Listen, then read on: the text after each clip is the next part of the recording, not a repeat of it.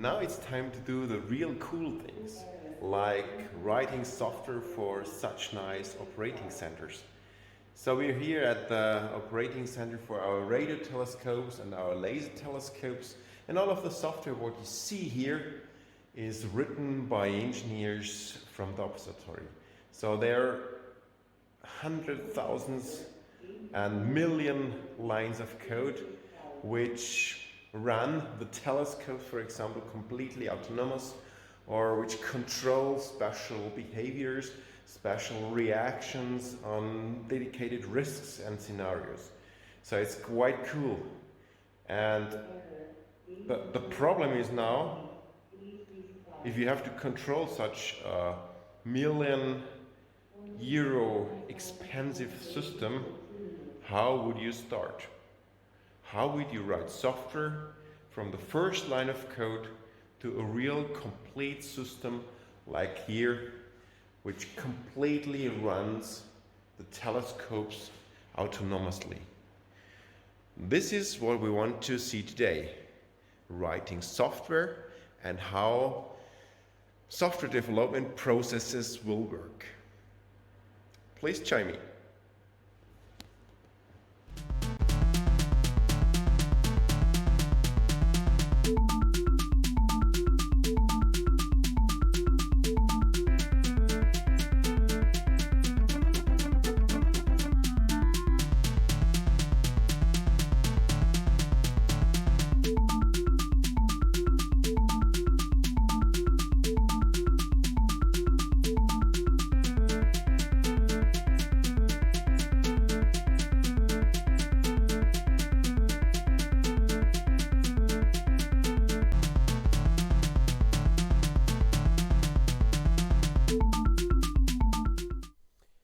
Welcome to the next lesson about software development and software in total. Imagine that you have the chance to become a member of a team which should write the software for a Mars rover, sending a small piece of equipment to another planet. And the whole stuff will cost millions or maybe billions of US dollar or euros. So that you have to start now to write this code. So how would you begin? What we have learned until now is that you have hardware, you have a high-level programming language, you have everything what you need for that, but it's then the next step to understand what you have to do to get a real program which will also work maybe in space or also just for a special dedicated task on Earth. And therefore you have to go the next step. And today we want to do the following things. First of all, we'll learn that there are different paradigms of software which classify software languages, and therefore let's have a short review, a short look into which languages are used nowadays. So which languages are popular so that they are used in industry or for modern software projects, so that you see a little bit where the paradigms appear again. Okay, and then let's have a look into a way which helps us to develop software so that we can also manage large projects. And large projects are things like hundreds, thousands or millions lines of code.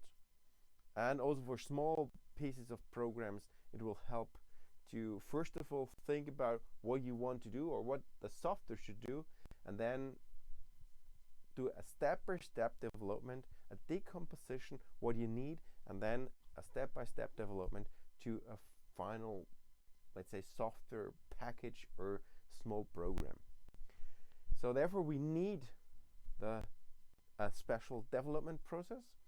Then for this development process, it's good if you have also additional techniques which help you to design things. So like for an architect, it's important that he or she is able to use CAD programs, so that you have computer-aided design things. It's important to understand the work with these programs and things like that. And then you have to follow a special structure. So like the worker on a construction place, where you have to follow special rules. So a brick is always a special piece of size, and you have to go with this piece, with this size, to create the whole house. So you have to follow a special rule set, and you cannot break these rules. For example, if you forget something in your house construction, maybe your house will crash. So the same is for software. You have to follow special design rules and special style guides. And then we want to do a continuous integration. So what does it mean? Continuous integration means that we follow a special way of development of small pieces, which you directly send into a central repository, where it is checked against the current state-of-the-art knowledge, and then we get feedback how good our software fits into this stuff. So let's first of all start with the popularity of the software languages.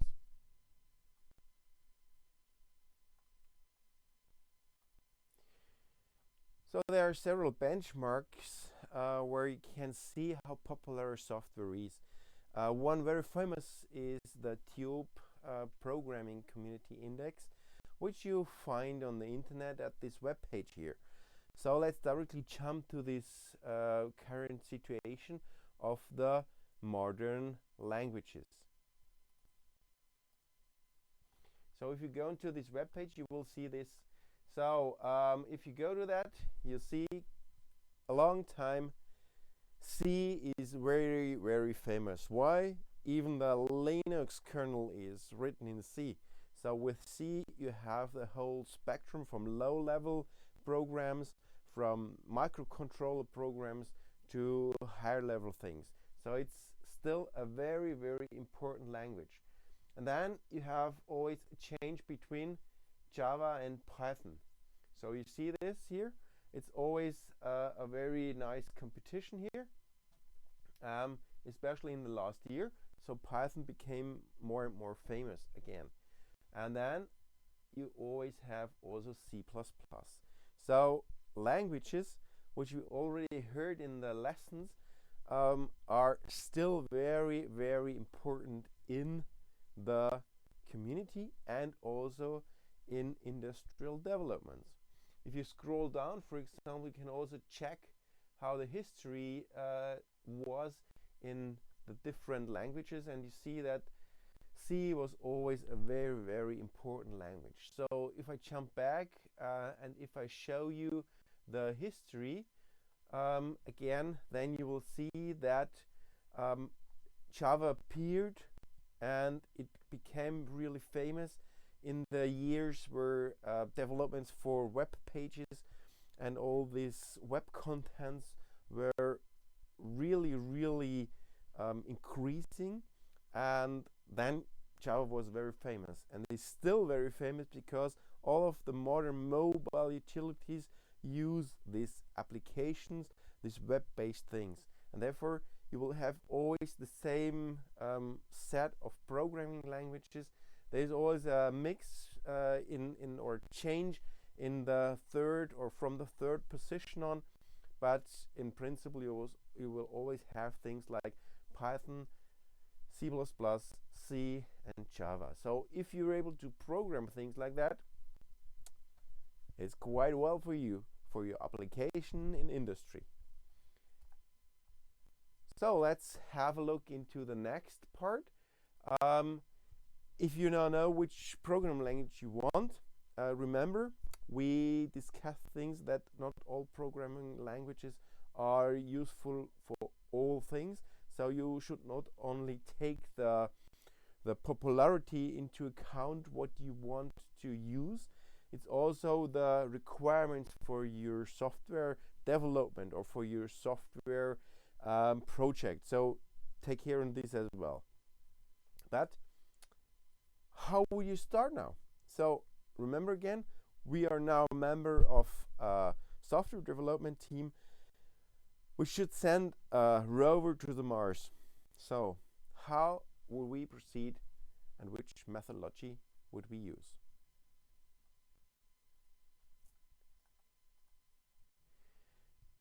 If you start with software, the first steps are quite simple, because you sit down, you have an idea of what the software should do, and then you start to hack things. So you type down what the software should do, and then you see, oh, there's an error, you improve the errors, so you fix the bugs, and then the software increases and grows and grows and grows. And then it happens that you have real scenarios which look very similar to scenarios in your software. So what you see here is one of the software designs, if you can call it design, which was created in a historical way, step by step, to control a laser ranging system. And each of these blocks here, so if I would click onto one of these blocks here, a new of these screens will open with a lot of new connections. So therefore, if you search bugs here in this graphical programming utility, it's quite difficult. And the same is here.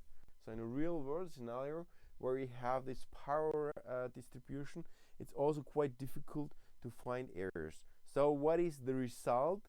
You have to learn that complex structures have a tendency to become intransparent and unstructured. And this is for all of these scenarios, and especially for software. So therefore, it's a quite important thing that you should not let it become intransparent or unstructured. Another thing can be found here. This is the chaos benchmark from the Standish group.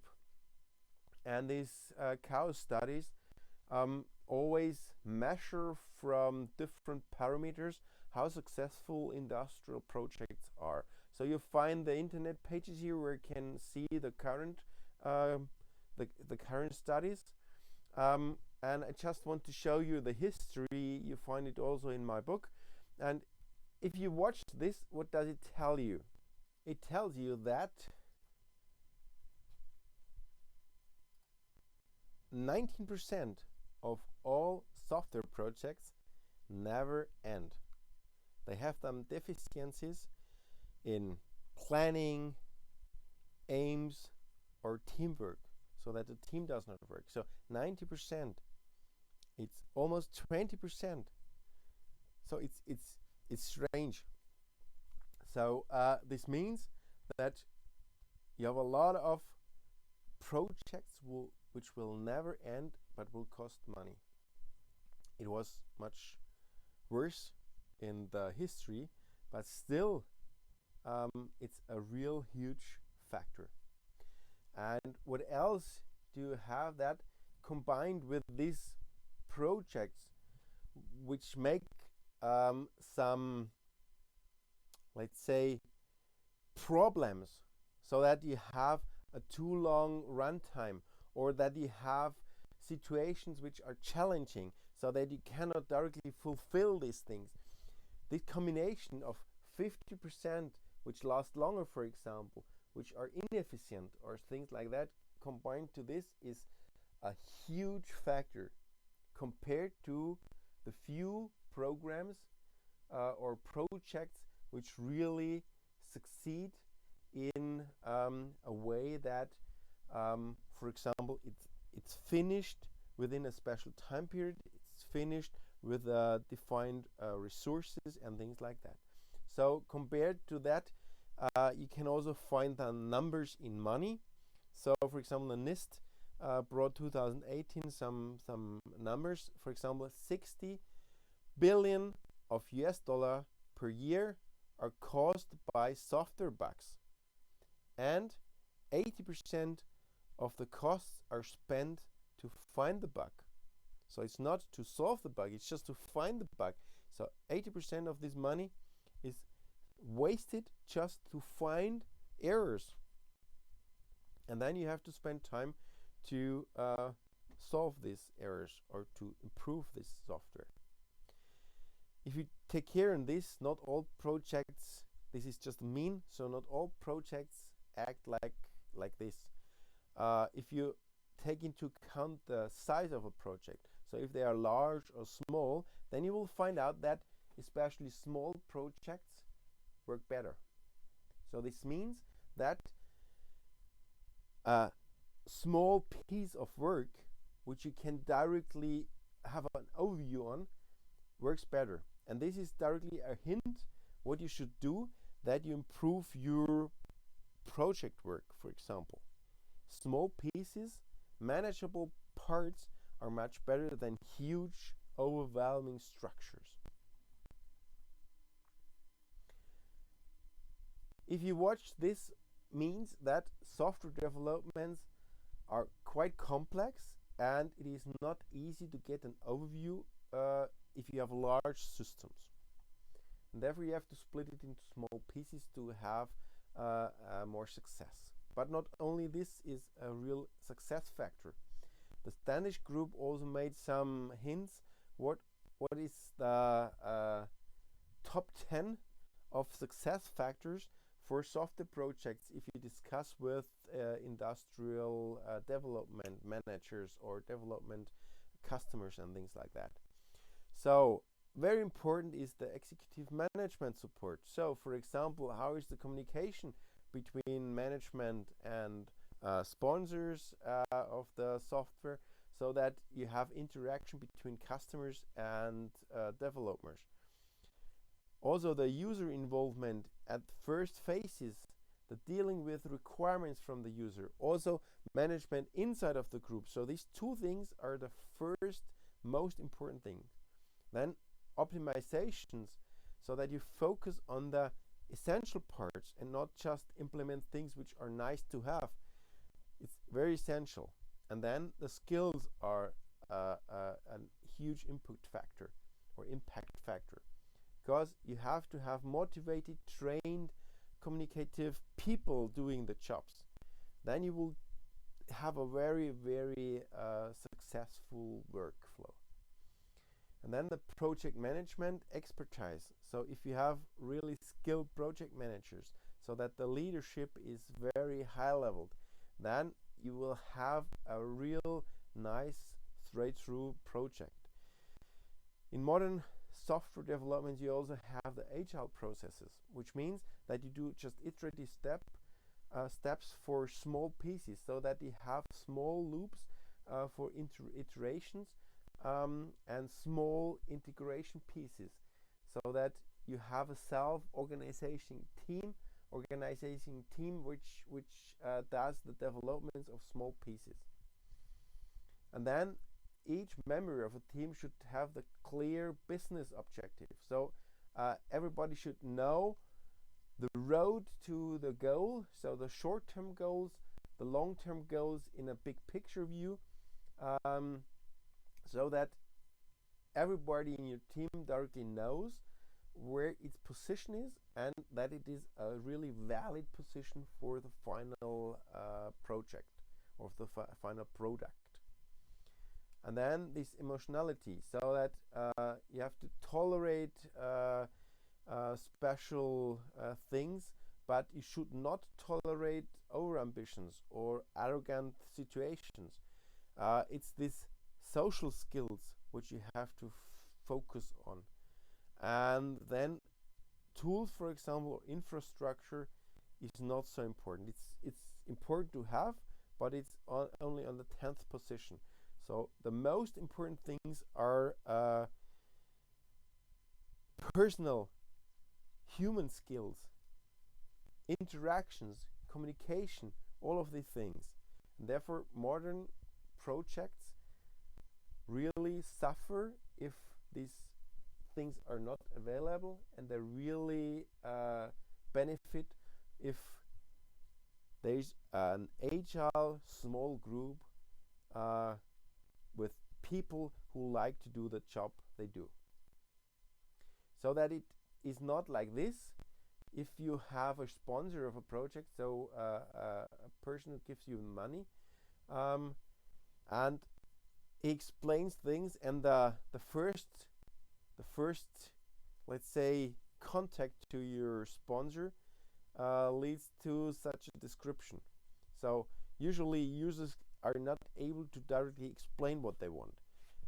The user here wanted this swing, and he explained and explained, and the idea on the project manager or in the head of the project manager was this. And then the project manager specified this. And from this, the designer of the software came to such a solution, from where the programmer came to this solution. And then the bug fixing starts, and you have to make a lot of workarounds to get the things done, so that the workarounds will hold for the next time periods, so that this will work. But it's nothing more than a bug fixed solution of what the customer wanted. And this should not happen. So this cartoon is a nice representation about what really daily happens in software development.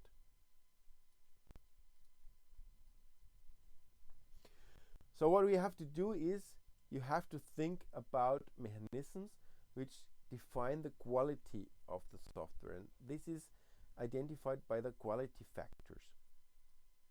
Quality factors are identifiers how good your software is. You can have identifiers for functionality. The functionality will tell you if the specified functions are fulfilled, so the software does what it should do. And if the results are correct and reliable, so accurate, so that it is really, if you enter some numbers, that, for example, the sum really gives the sum of this and not something different, or iterative processes will not run into a wrong result, like with this deterministic chaos, things like that. If they are reliable, so that if you run it once and if you run it 10 times, that it is always trustable and reliable. If it is fault tolerant, so if somebody plugs off a cable, does it still work, or is it a problem then? Is it stable, so that the current version of the software is able to deal with errors or with alert situations, so that it does not crash, so that errors are really handled? How is the usability? So is an operator or user able to use this software? In most cases, developers and programmers live in their own world, and they think everything what they program is really usable. So it's often like this, that then users who are not trained with this stuff are not so able to use this software. So a nice test is the so-called grandma or grandpa test.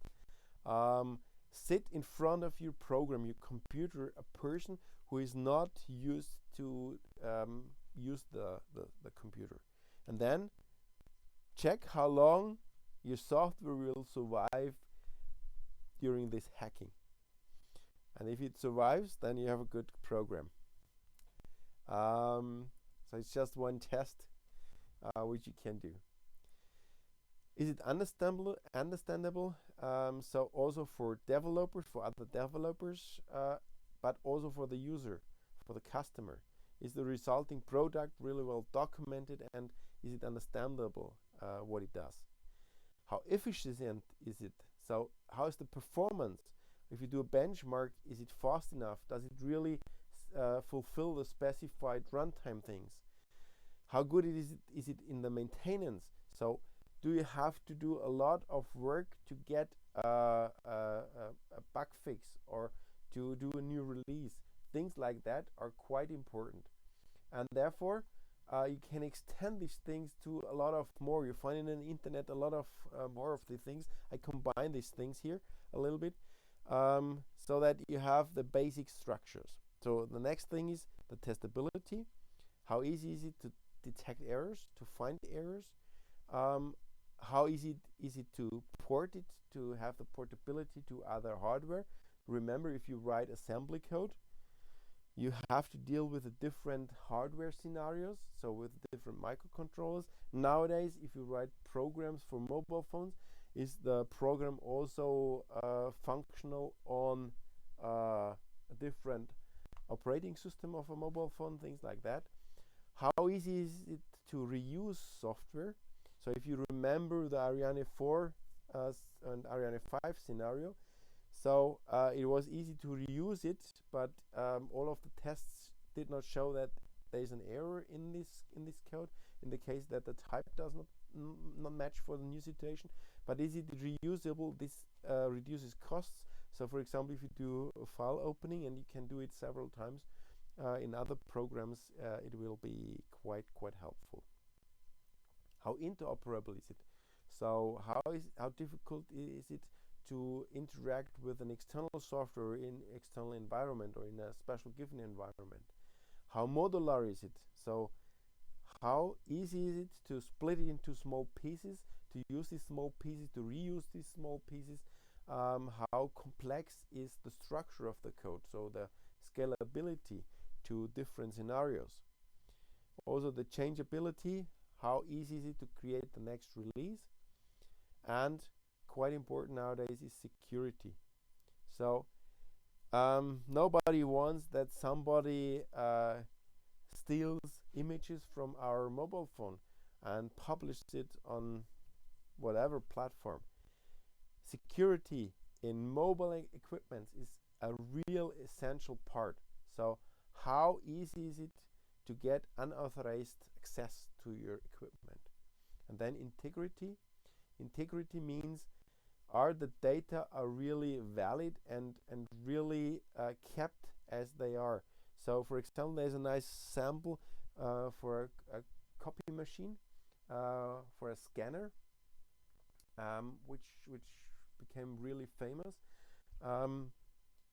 Companies started to convert all of the hard copies into PDFs, for example, and they bought scanners, and the scanners used a special technique so that special patterns were searched and were reused. So for example, if an A was found, then the same structure was reused again, so that the size of the PDFs were reduced.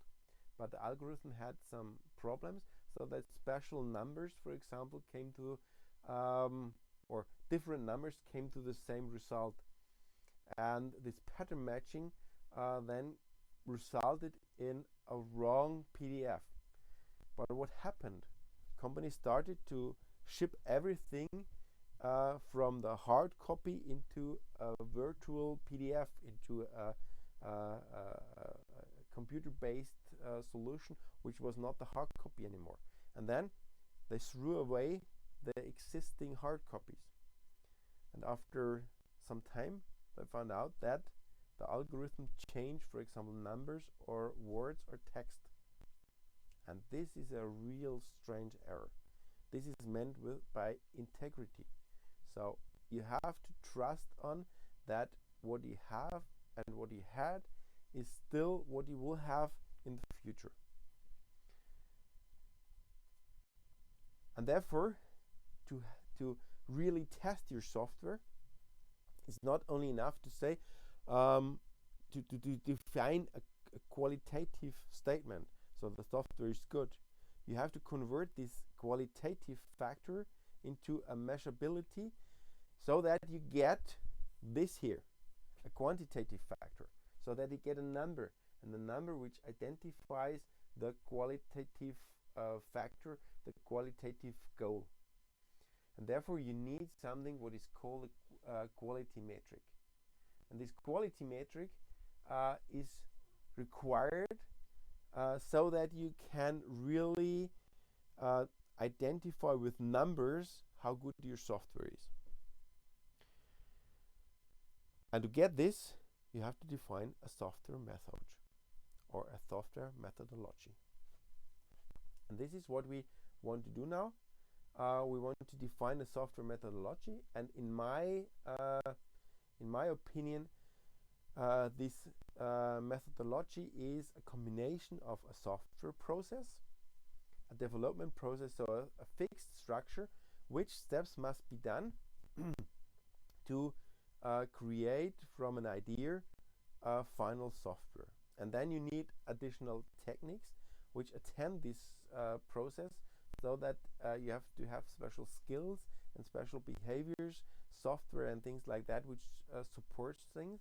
And then if you have the development, the pure development or the pure construction of the software, the implementation, you need special rules which the software must fulfill, so that, for example, others can understand the code or can directly interpret the code.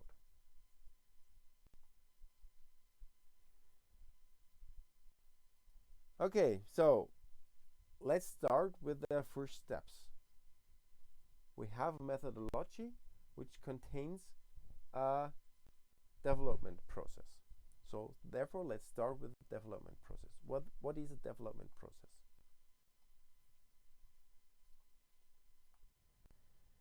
In principle, it's a workflow through the whole steps or phases in your general process, in your general development.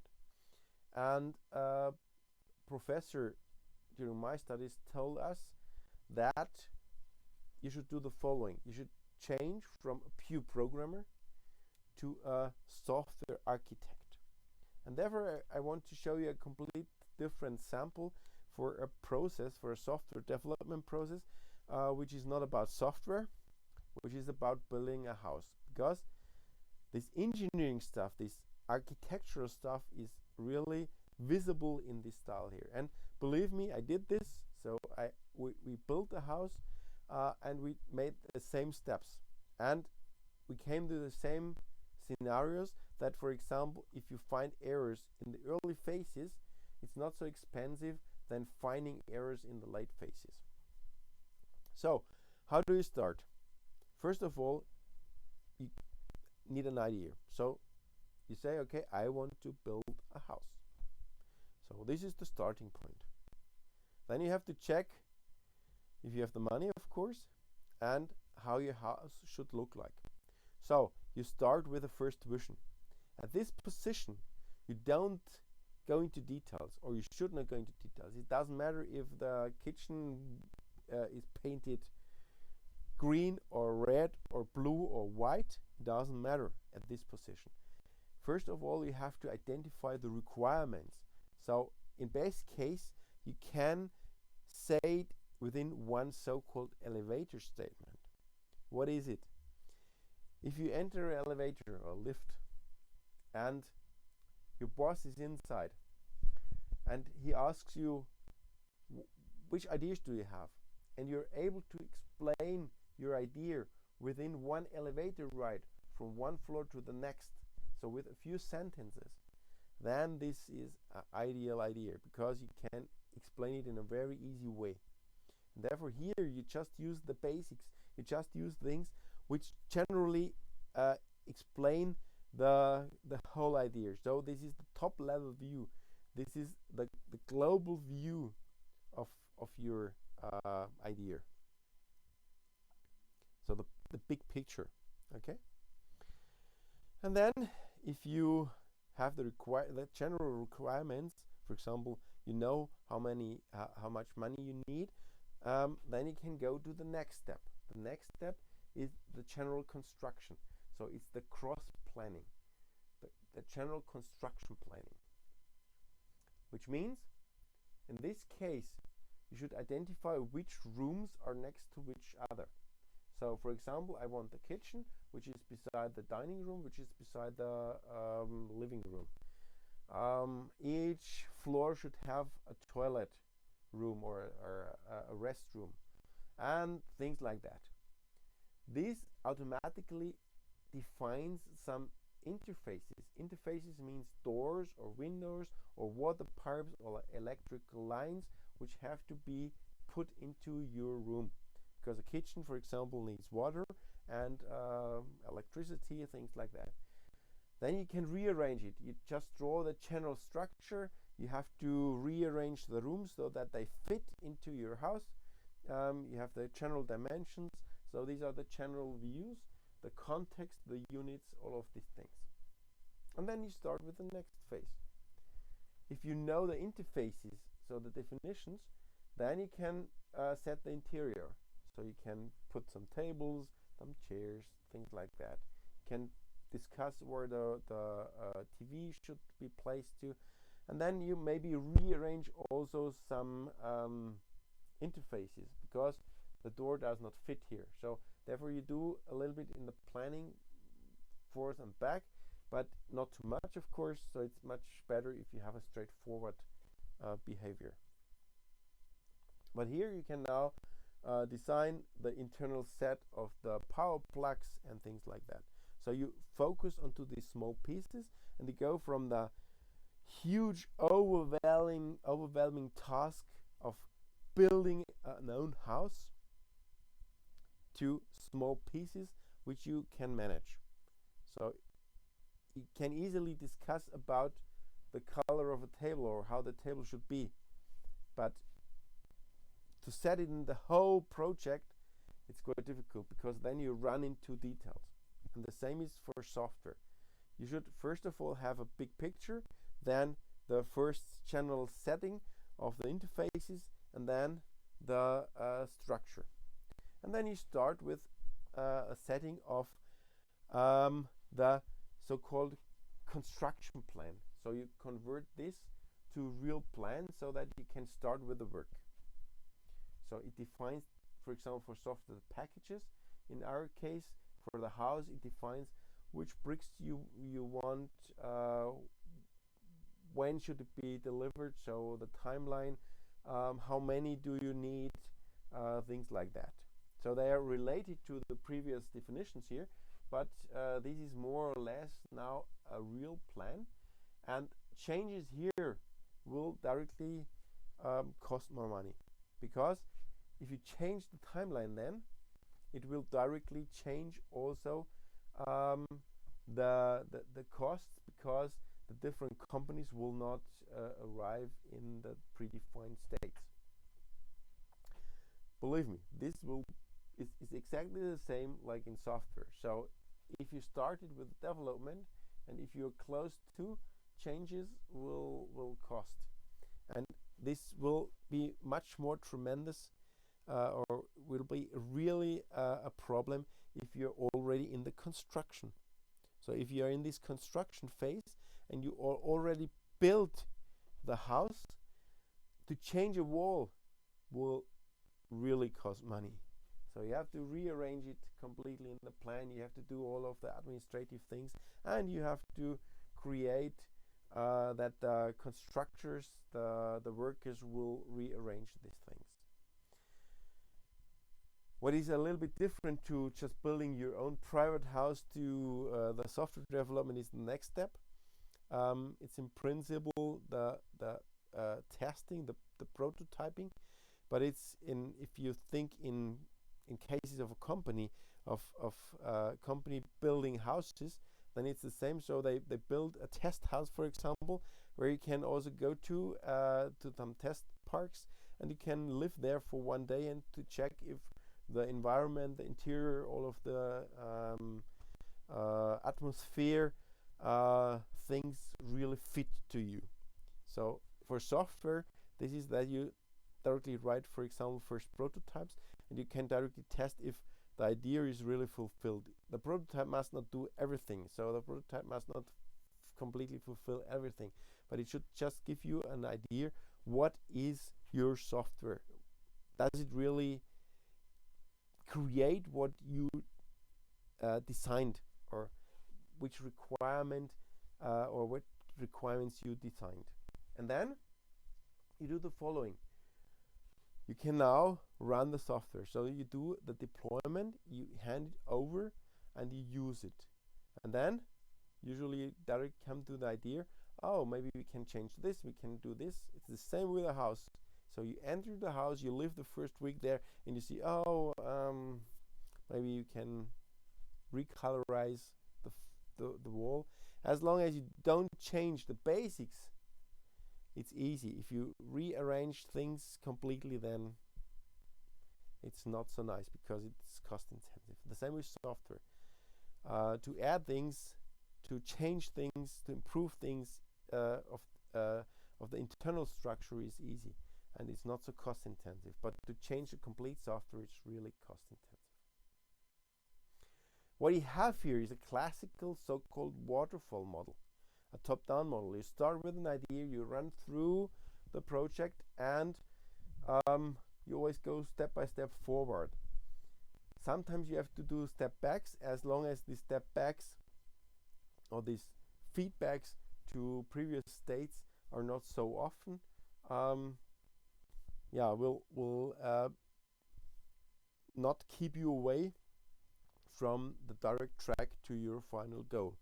But if you have a lot of steps back, then you will not reach your aim or your target goal on time.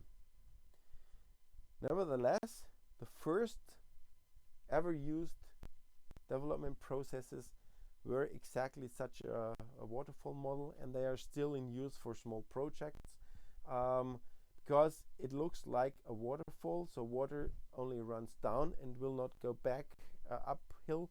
You have to spend energy to bring it back, and therefore it's called waterfall model. So each phase comes after each other, and there are not so many steps back.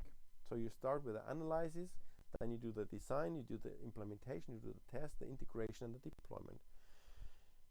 And if you have steps back, this is really cost intensive. So it's called top-down model or waterfall model. And each phase is directly after each other. An improvement is if you directly know at each phase which test fits to this phase. So for example, if you have the analysis, do directly the acceptance test. If you have the design, directly to the system test. If you have the implementation, directly to the integration test. And if you have the module implementation, then directly do unit test. So that you connect the testing abilities to the software development abilities. This helps because you can reuse these tests, or you can redo these tests each time you need it at the different phase, and you know that each phase is really or will produce really what you want, and that it is trustable. The problem in these developments, the problem in all of these waterfall models is, and it doesn't matter if it is this V model like here, like it looks like a V, or the normal waterfall model, is that usually on the way of developing new things, you will learn. So you will have a learning curve, and if you program the same things which you programmed a year ago, again, you will do it in a completely different and I would say more sophisticated way. And all of these models do not deal with this. And therefore, modern developments really deal with this stuff.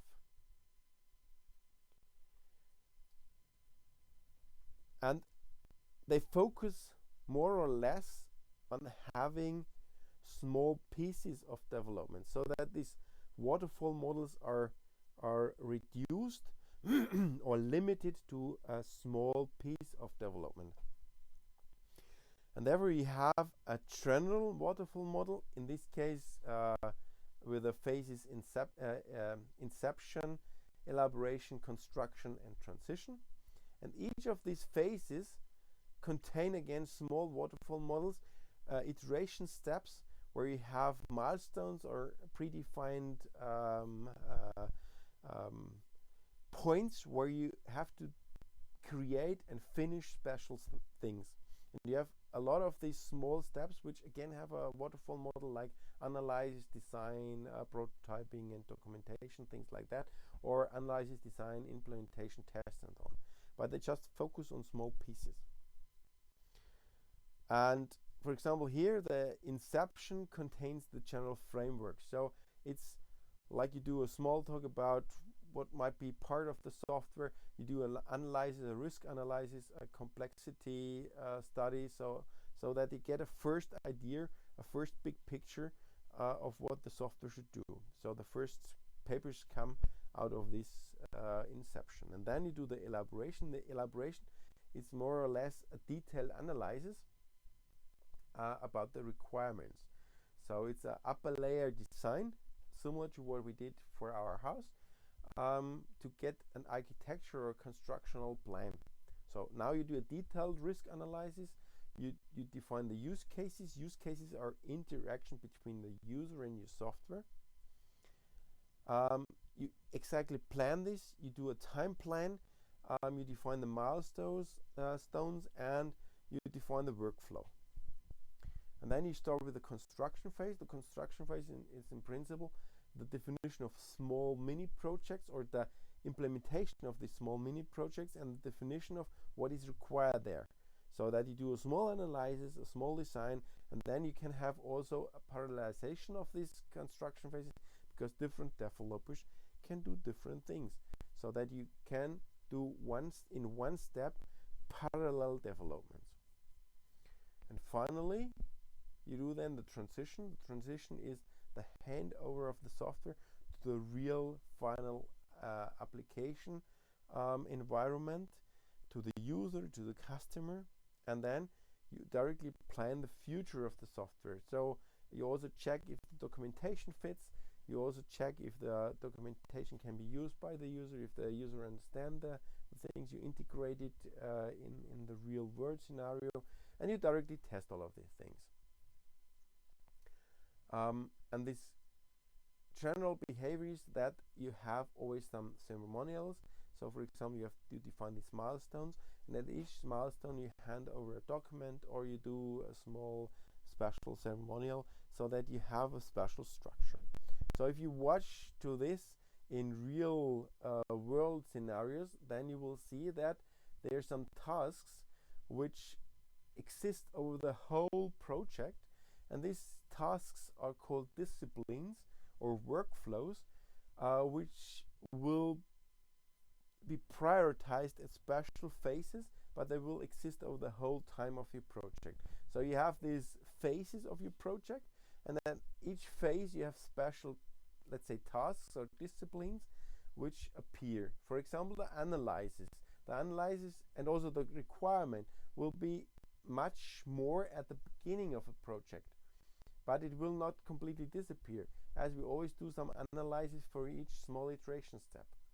The implementation will be mainly in the construction phase, but also during the elaboration we can do some small prototypes, and therefore the implementation will happen there. And also the testing will always come mainly at the end of each iteration step, but it will never completely disappear. So we will have always an accompanying test scenario over the whole phases. And therefore you can have this two-dimensional setup, so that you have the phase of, or the phases of your project, and that you have the disciplines. And according to the existing situation of disciplines to phases, you will have also a mechanism to track how the project work continues, or how the development propagates. Here's one sample which you will hear in more detail, especially the students will hear in more detail by a colleague.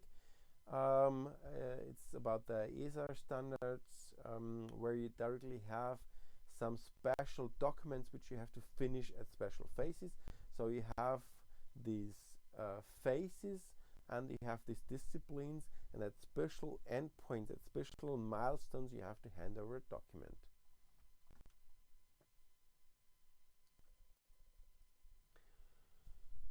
But modern processes focus more on things which were also found in these Danish group documents, that skills of developers are more and more important. So what does it mean? It means that this classic structured analysis with very document-based models is not so efficient compared to really flexible teams which are self-organized, where a lot of communication is done, so that you can directly discuss about solutions, or that you have very short, small iteration steps which are reduced to a very simple code piece, and that you have this direct interaction between the developers, so that testing and developing is done at the same time by two people, for example in the case of pair programming and body checking, so that a pair of people programs on the same module, and then they check each other or the code of each other to get the results.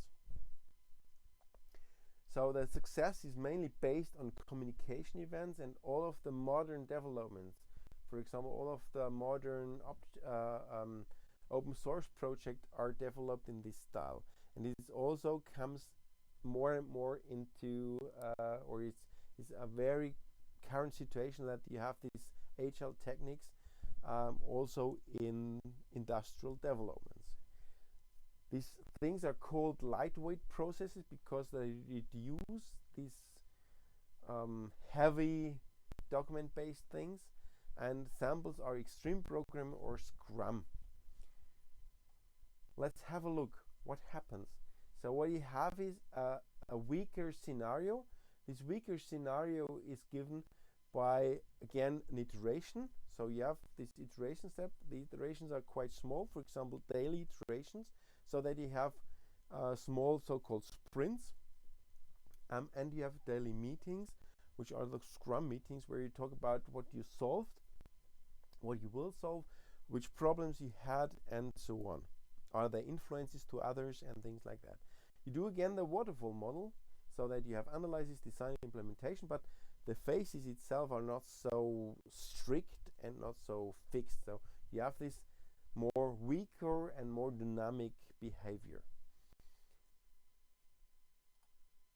In our case, I can show you a sample which I use for students' projects and also for my own projects, so that one of these iterations, one of these, I would say, in Scrum situation, one of these sprint is always 1 day or 1 week, and then you always start with a new one in the next week.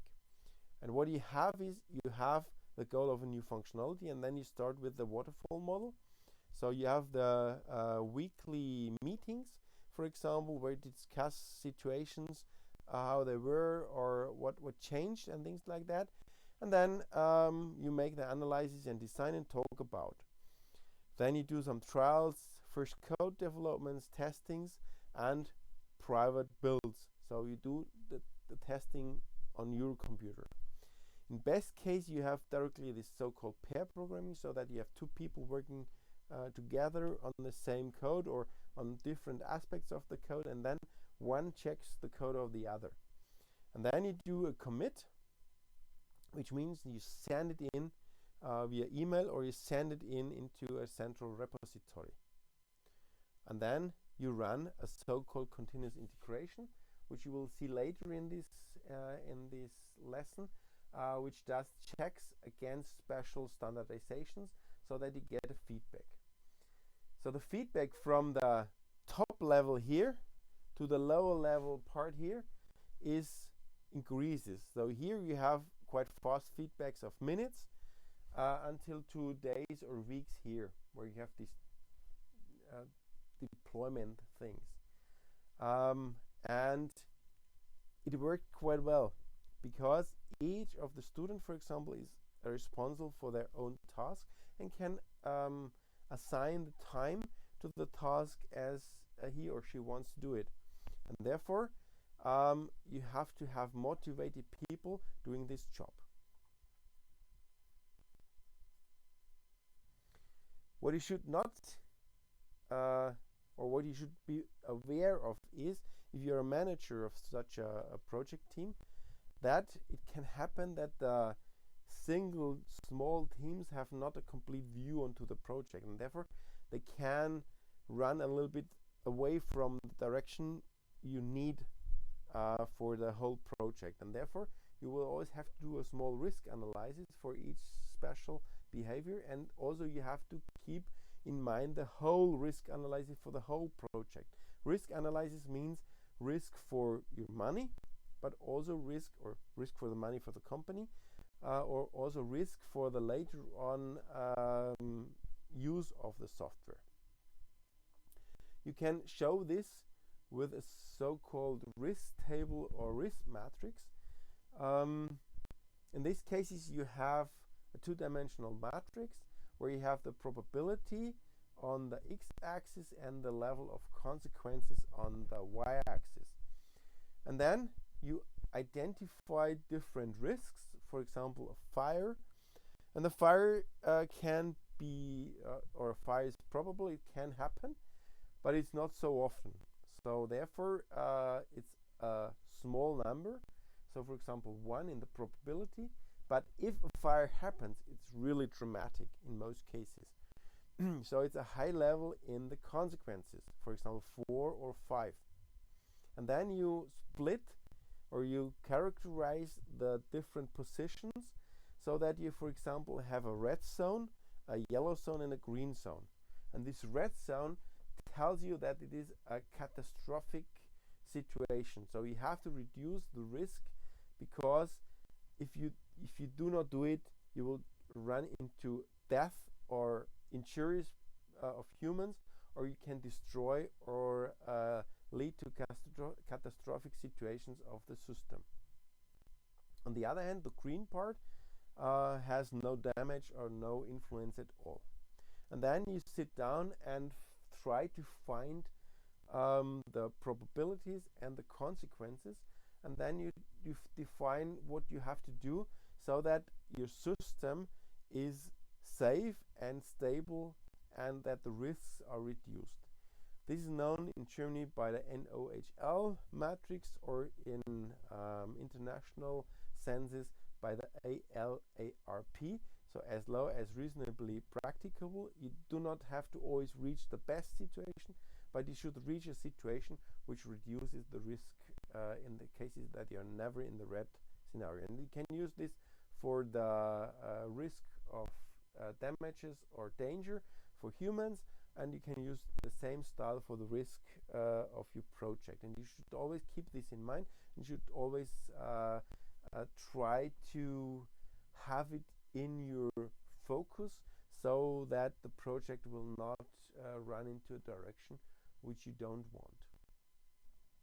And therefore you need also a special structure so that if something happens like this, that a team is not anymore straightforward into the direction which the project should run. You need a mechanism to solve this problem, and therefore a modern project team looks like this.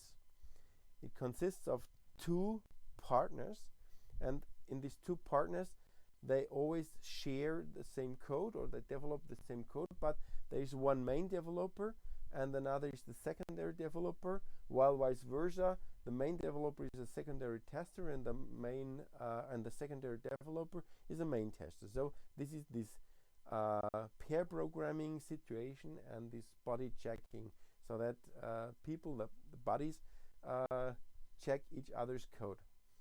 I have here one additional scenario, so that for example, one of these people has a little bit more responsibility, because he or she has to check if the iteration step is correctly done. And then you need a project manager.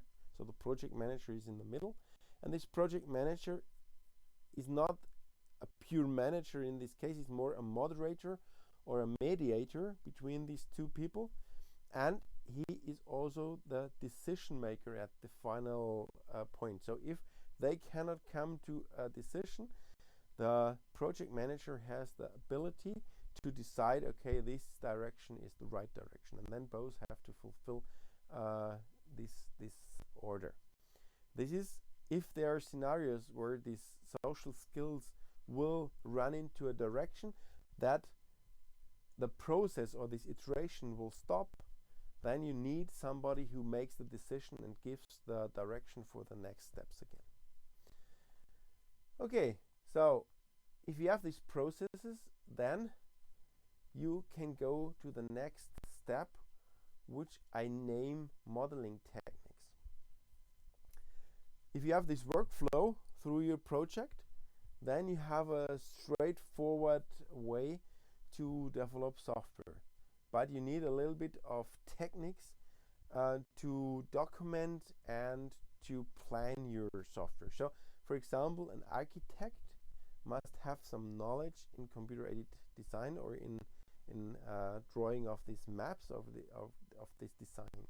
And therefore, you need also can be a developer who needs this knowledge in these design techniques.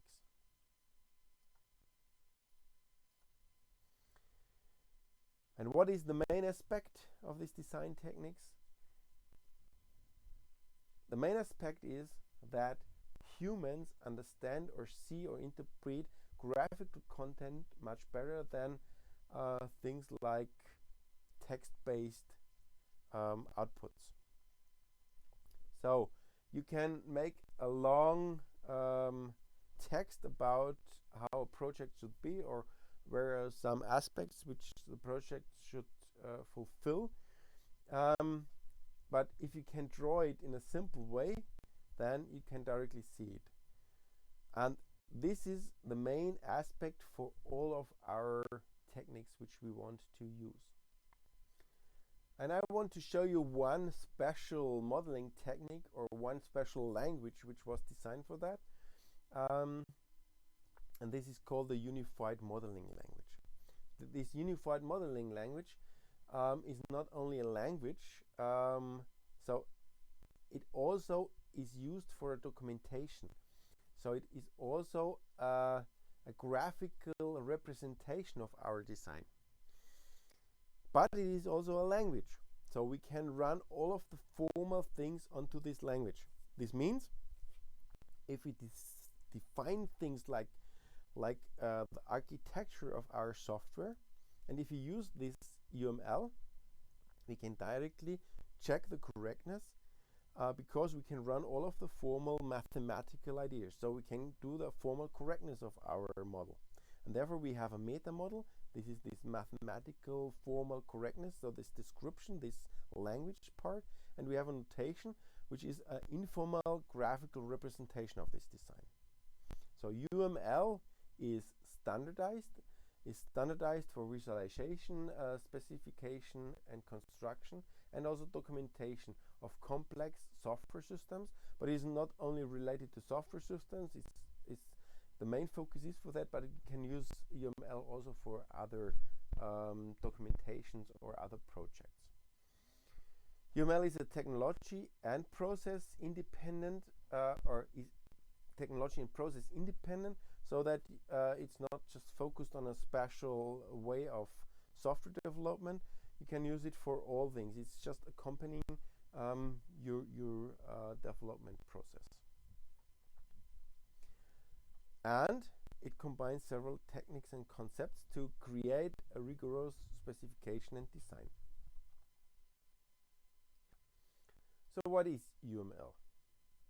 In principle, it is a mechanism to decompose or to make a decomposition of a system according to a special paradigm, so that you organize the different small pieces or parts and how they are combined to the whole complete project or product.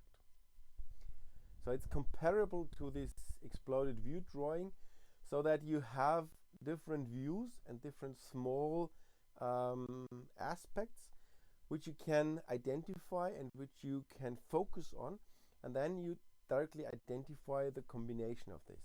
So the main focus is the modularity, which means the composition of this complex, overwhelming project, like building a house, into small manageable pieces. And the background is again this software engineering or this software architecture. UML supports different views onto this. So it means it gives you special graphs, special diagrams to support different views. And the main view is the central one. We already talked a little bit about it. It's the use case view.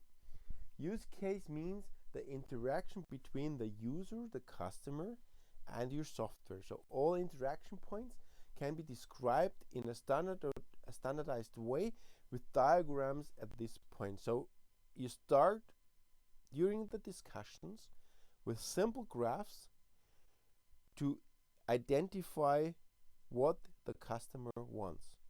And therefore, you directly avoid here in a first step the same thing like with this swing. And then you have orthogonal views. So you have a design view, which is always in connection to the behavior view.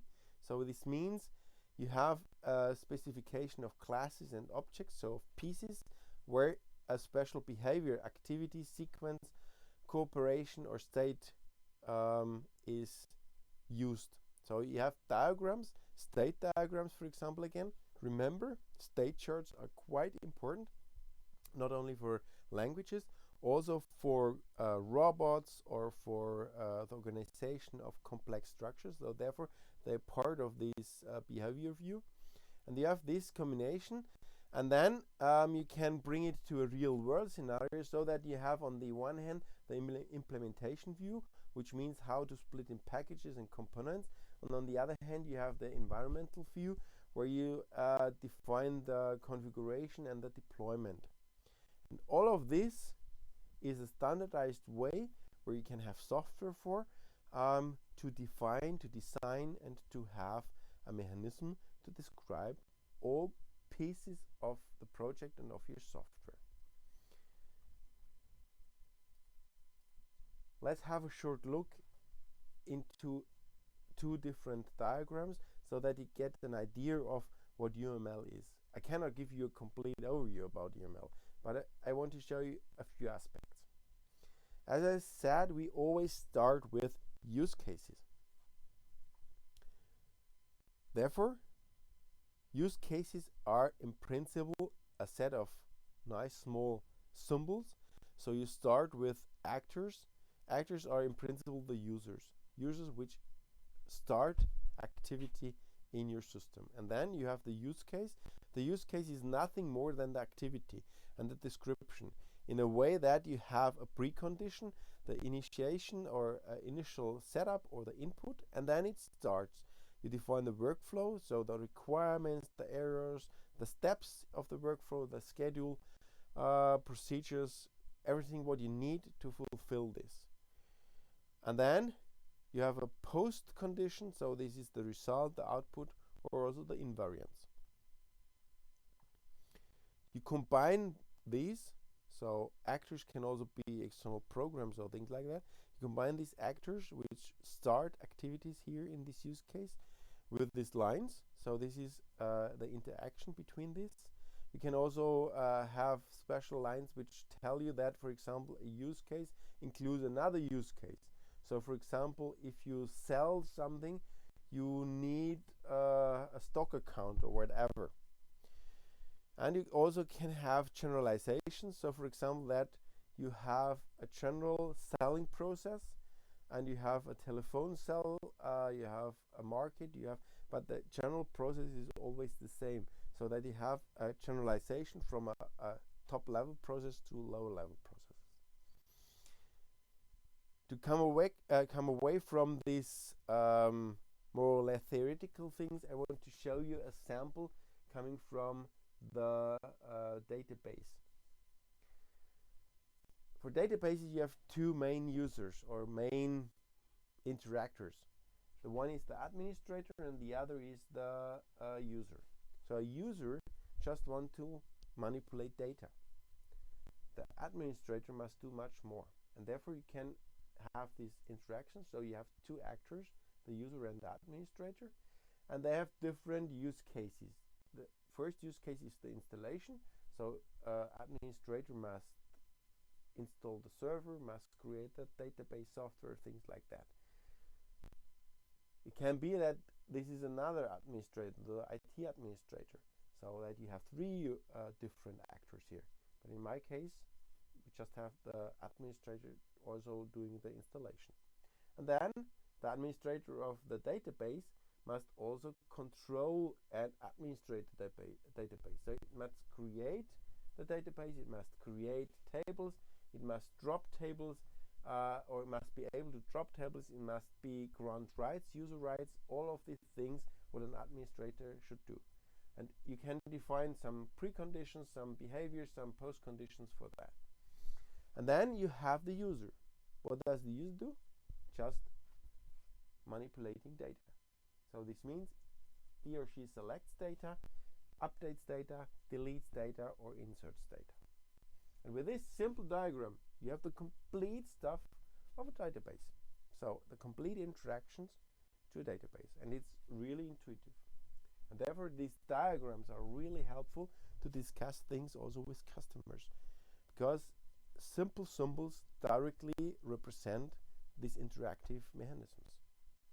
Another thing I want to show you with these so-called sequence diagrams. Sequence diagrams directly show sequences according to a timeline. So let's directly jump to this diagram. You have again the actors or objects or classes or whatever. So you have active parts, and then one active part starts another. So you have communication or interaction, which is a message to another, and then it starts another. And it runs a special time period, and then it comes back and it starts another, and so on. And therefore you see directly the timeline and the time behavior of your software. It's more or less a theoretical behavior, but you directly know which one calls which one. You can also have here endpoints, so for example that the workflow stops, or you can call yourself so that you have a self-interactivity. What the nice thing is now, you can let your program directly set things which you need for the identification of the timey behavior. So, which means you can do benchmark things, and you just send out information when a special call happens. So when a special interactive call is released, and then you also send out information when it's finished. And then you can directly plot this as a Gantt chart, so that you can convert these Gantt charts also to the predefined sequence. And you see now the real-time behavior and the planned behavior, and you can directly organize these things. It's a documentation thing, and it's also a helpful tool during the program run, so that you directly see if there are some strange leaks which cost time in the run. Therefore, there are a lot of possibilities of these UML diagrams, and usually it follows you through the whole project. So you start usually with the use case discussions, because you have your discussion with your customer. There you can already use activity diagrams, for example, that you identify the activities, and you use a diagram style so that you can directly discuss things instead of having these itemized writings. For example, each of these definitions here of use case should not be longer than one sheet of paper, so that this is more or less the top view, the big picture view. And then you start with a splitting into classes, for example, into these module pieces, so that you can identify modules and classes. So for example, modules are packages in this case, and they contain, or they can contain, more than one class.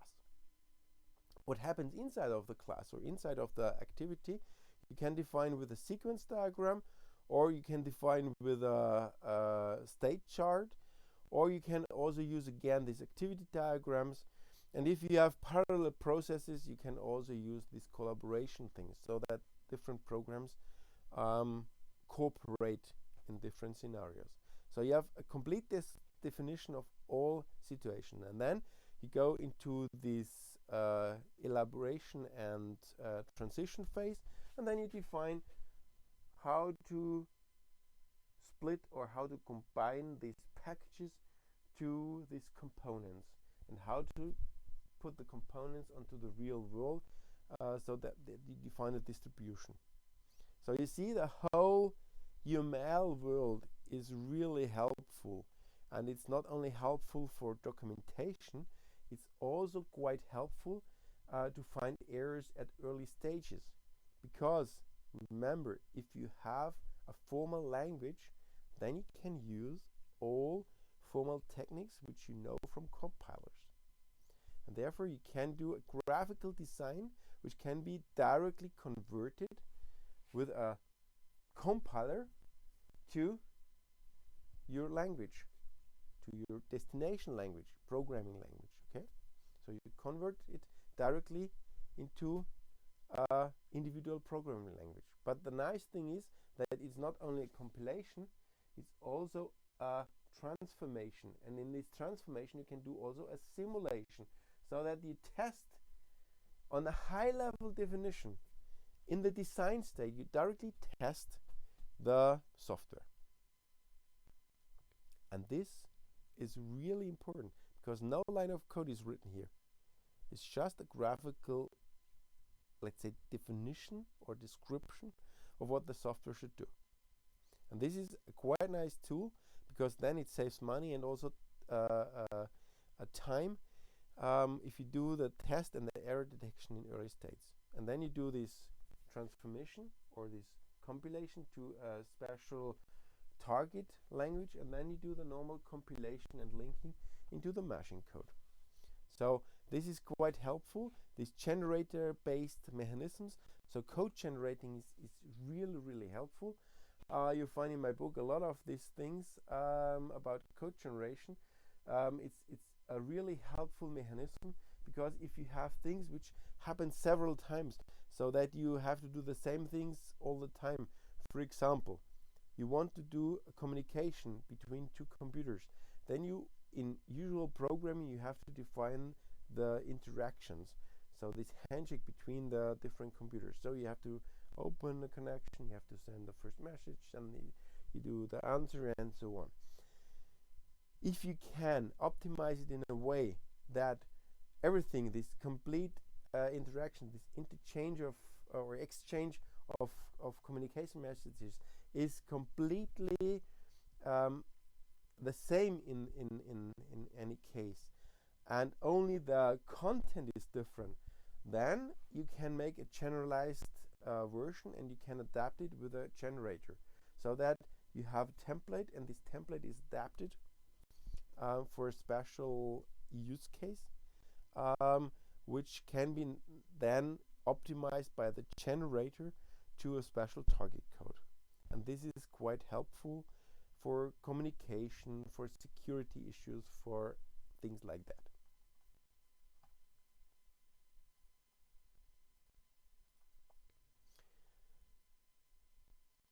Okay, so now we have a development process, a step-by-step mechanism to come from a starting point to an end point of our development of our product.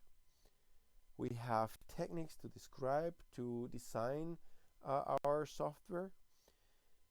And now we have to focus on things which support our implementation and which help to improve the implementation.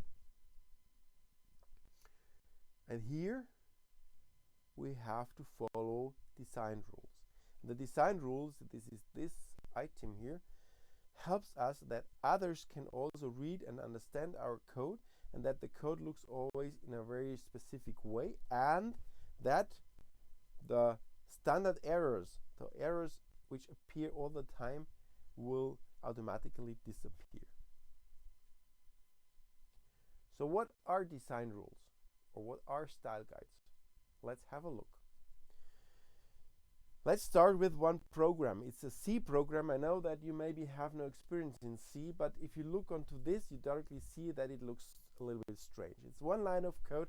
It's a for loop, and the for loop has no body, so it's just in the braces, in this parenthesis of the iteration mechanism. You have all commands, and this code won the obfuscated C code contest as one of the shortest programs to solve a special task. And I guess you will never find out which task is solved. It's this n queens puzzle. The n queens puzzle says that we have n cross n chessboard. In our program, it can be from 1 to 99. So you have a matrix with 99 cross 99 elements, for example, in the maximum. And then you search all positions of queens so that no queen is in danger by another. So that no queen can hit the other according to the movement direction. So queen can move on the diagonals and can move on the horizontals and vertical lines. Here's one solution shown, but the program gives all the solutions. So it's a real nice tool, but we should never write code like this, because you will never find out what the code does, and it is not maintainable, and it's difficult to find errors if there are errors. So therefore, we need design rules or style guides which touch more or less one or more of these items. So we defined design rules in the year 2004 here in Red Cell, and they contain guidelines for the project design, for the code writing or code generation, for the building of code, for the testing, and for the documentation. Other style guides which you find in the industry are not so much focused on, for example, project design. They're more focused on things in the code itself, so that you have different aspects of focus on this part here. One sample I can directly give you at the beginning. For example, in C, if you have a C if condition, comparable to MATLAB, looks very similar. You have if, you can have a parenthesis open. In C, you must have a parenthesis open, and then you do the comparison. For example, variable equal to constant. If you have this variable equal to constant, this equal sign must be a double equal sign, because otherwise it would be an assignment, so that you assign the right part to the left part. The problem now is that most errors happens because the developers or the programmers forget this second equal sign. And what happens then? Then you have this assignment, and C interprets this really as assignment. And then you assign the constant to the variable, which works. And then if this constant or this variable after this assignment is not 0, then it is true, because 0 is false and not 0 is true. So that the if condition will have always will always run the true branch, or if it is not true, so if the constant was 0, then it will run the else branch. And it is not really the condition which you wanted to have. The design guide or the design rules directly solve this problem, because they say just turn these two elements. So make constant equal to variable, because then if you forget this double equal sign, so if you forget the second equal sign, then you would assign a variable to a constant, and then the compiler automatically checks, because do you remember, the compiler has a scanner and the parser, so it checks the words and then the structure, and then it does a check of the meaning, or of the, let's say, correctness in case of the meaning. And therefore it can check that it is not possible to assign a variable to a constant, because constants are always constant. And therefore, with this design rule, you can directly avoid this error. And it's so simple. And therefore, the design rules gives you such hints. And it's also nice that these design rules can directly be checked with automatic programs, so that, for example, if you send in code into this checker, that it checks all of these errors and gives you some hints how you can improve the code to directly avoid these errors. So this is later on explained in the continuous integration.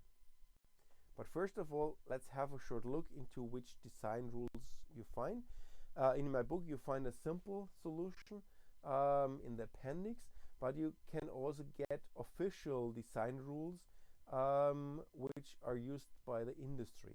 For example, the MISRA standards are used by the automobile industry. The Joint Strike Fighter Air Vehicle C++ coding standards are used for the airplanes, and the JPL institutional coding standard for the C programming language is used by JPL. MATLAB programming style guides are available, which you might use in the future in your programs as a student. And you also can find Google style guides. So, for example, if you want to write code for Google, that you have to fulfill this style guides. So there are a lot of different style guides, and they just contain different rules. And I want to show you some samples from our style guides or our design rules. The first one is a convention about the naming of variables.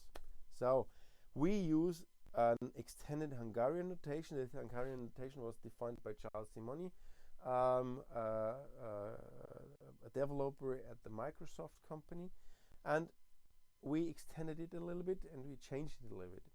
First of all, what you should always keep in mind that you should write understandable classifiers. So identifiers or names of variables should always be understandable. So have a look here. It's not so good if you have I, A, O, or single characters as index, for example. It's always better if you directly explain what the variable contains. So in this case, for example, a function call or a variable will always look like this. You have here check error control. And here we use the so-called camel case style or ANSI style, because we separate the separate parts or the different parts of this identifier according to the meaning with uppercase letters, so that you have lowercase start, uppercase, lowercase, uppercase, and it looks like a camelback. Therefore, it's called the camel style. And this can be directly used. There are others, for example, underscore guide, where you have the words separated with underscores. I always use this, for example, for constants. So if you have constant namings, I always use it.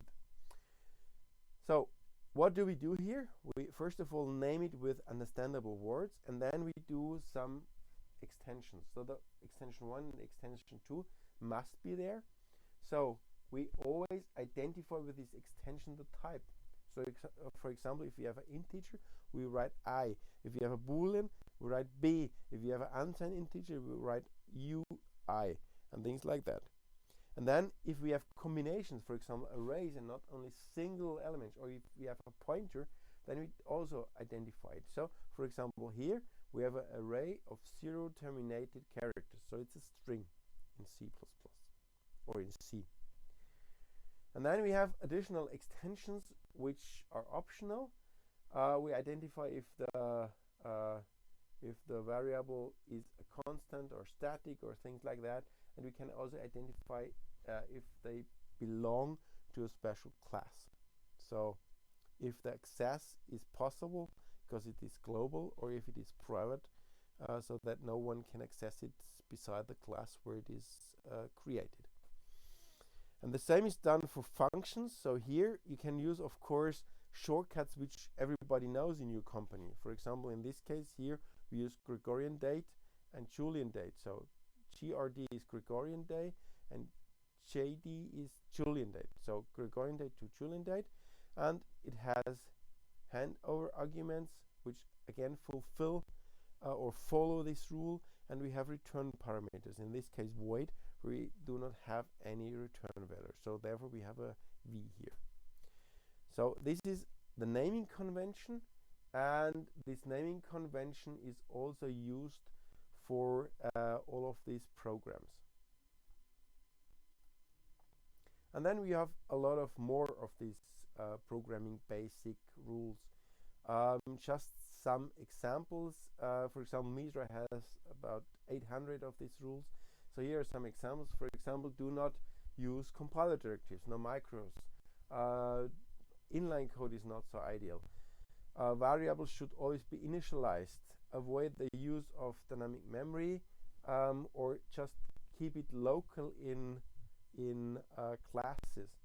Go to is generally not allowed. Everything what you should do is use a while or a for loop. There is only one special case if you want one return point. So for example, in an error situation, you can do a forward jump to the return value so that you have exactly one entry and one exit point to a function. You should always do the time optimization directly. Implicit typecasting is not allowed. So for example, just changing from unsigned long to unsigned int implicitly is not allowed. Boolean return values should not be used because it's better to directly code the error. So for example, if you have a return value of 1, then it's error, maybe file open did not work. If you have return code 2, then the file format was wrong or whatever, and things like that. So you have a set of rules. As I said, Misra or the others have hundreds of these rules, and you fulfill these rules if you write code which should be in this standard. We also have definitions here for comments so that we can create automatically the documentation for developers. In this case, for example, you have special tags here like param, and these tags are read by a generator again. This generator tool is an open source tool which is called Doxygen, and this Doxygen reads this code and directly produces a nice HTML or PDF or rich text format. And then you directly, while writing the code, you just enter additional comments, and you directly get this here, for example. So this is the code with a header, with params, return values, definitions. You can also do highlighting like with HTML tags, so that you can directly give some highlights here, and then you just define things in this style, and then the Doxygen generator automatically generates this nice web page. So with input variables, with the definitions of the return values, also the steps which are done, and very nice are these call graphs. These call graphs helps you. For example, you can directly see that the Gregorian day to Julian day calls first of all the Gregorian day to modified Julian day, and then the modified Julian day to Julian day. And if you click onto this, it's a link, then you directly jump to the next part where the function is located with a code for this, for example, conversion between Gregorian day and modified Julian day. So it's a really, really nice thing. If you directly follow this structure, you automatically generate the documentation, and you don't have to think about after days to write separate documentation of your code. And following these rules would have avoided this scenario. So if you search the internet, you will find a lot of these horror scenarios. One can be found in this web page, which is cited here in the bottom of the slide. But I want to show you one sample which is so nice because it's so human. It was a disastrous design which crashed a Mars orbiter or a Mars lander on the Mars. And the situation was like this, that there were two companies, and the two companies produced code. They tested the code, and even they tested the code together. But one company here, Lockheed Martin, used the United States customary unit, so miles, and the other, NASA, used the SI units, so kilometers. And therefore, they used the same calculation because there is no difference for different units. and it's clear that this must crash because miles cannot be directly used as kilometers. So the distances will change dramatically, so by 1.6 times. And therefore it was a real dramatical scenario, because after a long journey to the Mars rover crashed.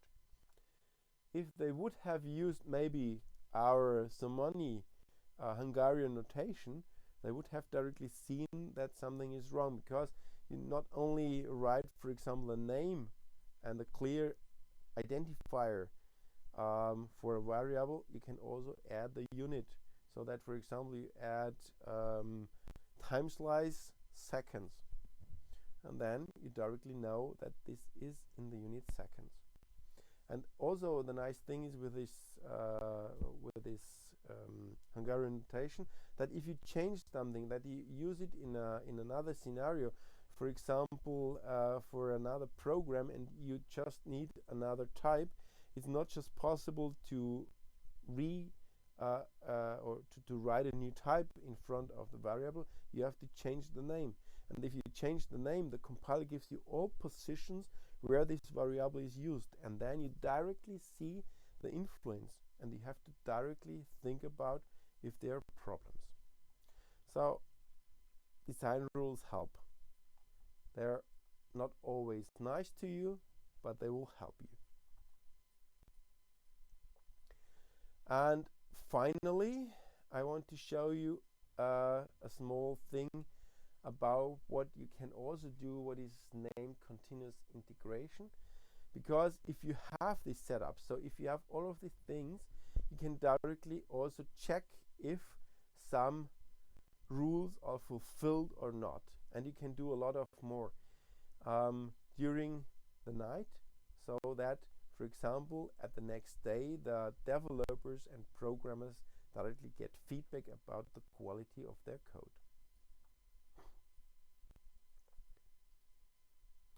So how does it look like?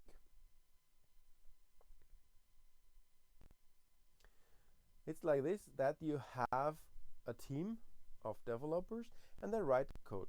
So you have these sprints or these short iterations, so in our case 1 day, and then after each day they send in the code to a repository. The repository is a version control system, so that each new update will create a new version, and it will be stored in a central database or in a central stock. And from this central stock, the releases and also the different program versions will be created. But what you can also do is you can take these programs and you can do it automatically, so that you do a checkout in the night on an automated server, and then you run different programs. For example, you can do a static analysis. The static analysis does nothing more than checking against errors which are usual. For example, what I explained with this if condition, or for example, if they fulfill special restrictions and special definitions from the style guides. And then you can also do a beautifier run, which beautifies your code. What does it mean? If you do not always have nice indenting, or if you use the curly braces or whatever in different positions, the beautifier makes it beautiful, so that the code always looks like one programmer has programmed it, so that you have these programmer specific things in the structure, let's say, hidden. Okay? After one night, you will have always the same beautiful code. And then you can do a nightly build. What is it? You install different compiler versions, different compilers from different companies, and you run your code so that you create the executable. And this executable, maybe this process will bring you some errors in the compilation process, or will give you some warnings, and this helps to improve your code. Then you do the document generation, as explained with Doxygen, and you can do this here, which is called unit tests. So if you have code which tests your other code, so for example, which feed in some limits or some randomized numbers so that you see what happens if there are crashes. Then you can directly test your programs, and you can get some heat maps or some outputs where you see which lines of codes are tested and where you have no coverage in your code. And finally, you can also create a statistic. The statistic about the project progress. For example, when do which developers participate to your project. This is quite helpful in case of defining if you progress in the project, so if your development process really works. There are a lot of tools. This is just for completeness, so you can download these things. The students can download these things from the Moodle. There are a lot of tools, open source tools, which you can directly use. So, and they're really helpful. It's just for completeness that you see some things. So what we have, for example, in Redcell is that you do these nightly runs, and we have here the software projects, and each project is tested with different tools. And if you get a red face here, or a red smiley, angry smiley, then you know, okay, there are errors. If you have a green one, then everything is okay, and a yellow one means you can improve your code, but it will not destroy things, so it's not critical. So you have no leaks or things like that. And you can test then, for example, if there are redundant files, you can test if they're duplicated code. For example, if you made just a copy and a paste of code, things like that. And then you get directly a feedback after each day. So the regular behavior is then you submit your code at the evening, and you update your code in the morning, and you then check this web page, and then you do improvements, and then you do the next iteration step, so the next sprint, for example. And if you watch into this, then you get a real nice overview. It can be anonymized, so that you don't see directly who is responsible for what, but you directly see, are there a lot of modifications, or are there a lot of additional things? So are there bug fixes, for example, or are there new developments? And you also see if the project continues regularly. So if there are some tasks in this activity which wait too long, or if these are continuous check-in and continuous development. So do they really fulfill this continuous integration? And if you have this unit test, you can get also these nice coverage reports, so that you see, okay, 70–90% of the code is tested. So 90% of all lines of the code in this module are touched during the run of this test program. More than 70% in this case is a real nice situation. And finally, what you then get with this stuff is this connection, what we had in the beginning, the connection between the quality factors, the pure description of quality, to quantitative quality factors, to numbers. So therefore, these tests, this static analysis, all of this stuff is used to convert your quality feeling into numbers. For example, you can test the total number of lines of code in a module, in a function. So to see if you have large functions, or if you have also mean in the mean large functions or small function, or if you really take care on the small pieces and to have a real good modularity. Or you can have runtime errors, or you can have a number of detected errors according to special parameters, or according to the static analysis. You can check how many comments are in the text of the or in this text file of the program, and things like that, so that you get also graphical outputs like this here, the lines of code, or like this here, the issues according to your structure, or according to your design or style guides. Also nice is you can also get heat maps. So for example, things often change, files often change, or positions where a lot of errors happens, things like that. So you have a nice tool to interpret and to identify situations which are not really helpful to get qualitative high-level code.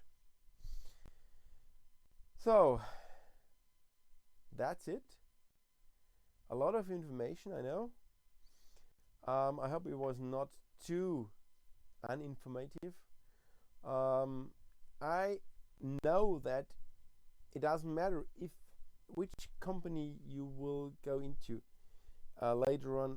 If you finish your studies, you will get in contact to one of these development processes, and you will have to fulfill special restrictions, special styles, and also special behavior during your programming. Programming is very intuitive if you learn a programming language. It's a high level of creativity, but the creativity is not destroyed if you follow a special architecture, a special structure in your developments. If you watch architects and if you watch which nice buildings are possible, and they always have the same size of blocks, for example, of bricks, they have the same restrictions from the construction, and they can create such nice things, then you see that the creativity is not limited if you follow a special structured way. And this is what I wanted to tell you today. Let's see each other again in the tutorial, and of course, stay safe and have fun. Bye bye.